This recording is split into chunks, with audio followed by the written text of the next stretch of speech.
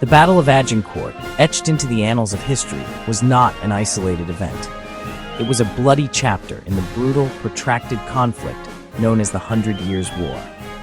This war, spanning over a century, was rooted in a struggle for power and dominance between England and France. At stake, the French throne itself, claimed by English monarchs through lineage and ambition. By 1415, the year of Agincourt, France had endured decades of this grueling conflict, its resources strained, its people weary. The war had already seen its share of English victories. Crécy in 1346 and Poitiers in 1356, battles where the English longbow had proven its devastating effectiveness against French knights. These victories, however, had not broken France. Instead, they fueled resentment and a burning desire for revenge.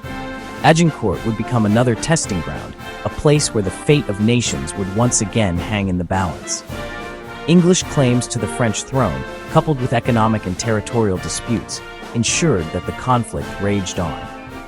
The 100 Years' War was a complex tapestry of sieges, raids, and battles, with periods of uneasy truce interspersed with renewed violence.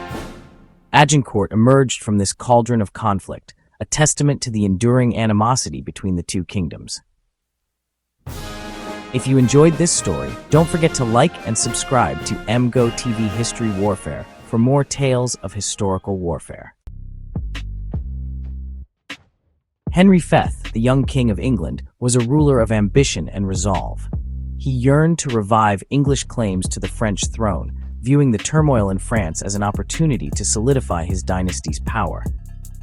Henry's invasion of France in 1415 was not an act of impulsive aggression, but a calculated gamble. He aimed to exploit French weakness and carve out a dominant position for England in the heart of France.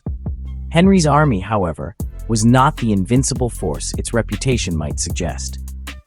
The English forces, though hardened by years of war, were weary from a long campaign.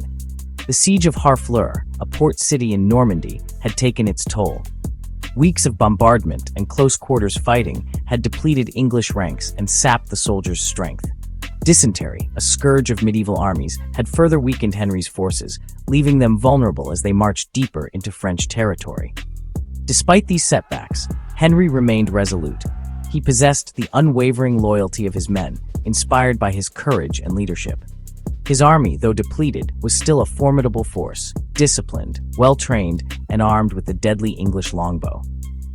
Henry's confidence stemmed not just from the prowess of his soldiers, but also from his belief in his divine right to rule France, a conviction that resonated deeply within his ranks.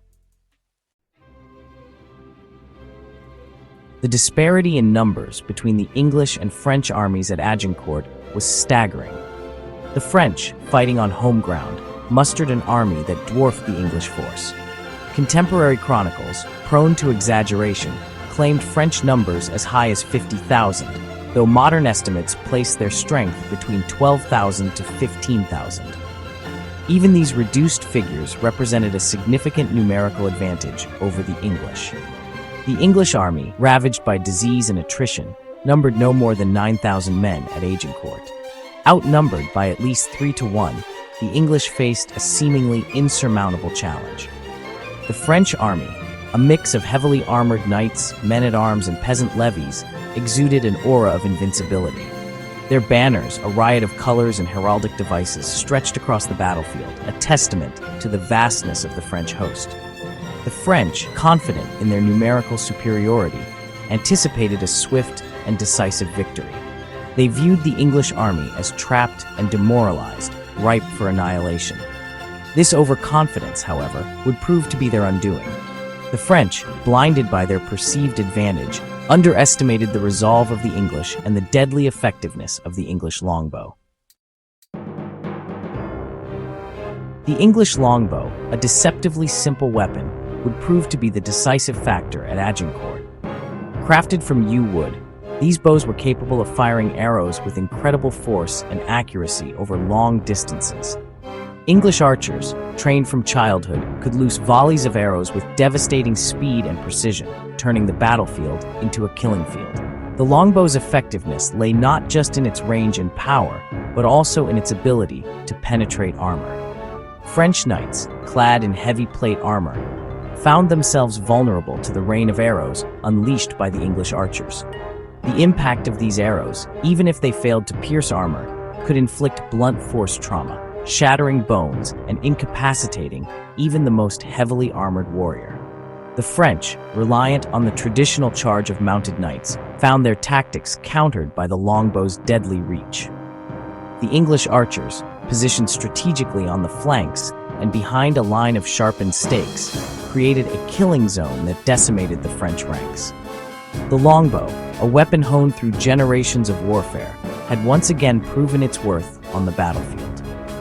Like and subscribe to EMOTV History Warfare for more stories.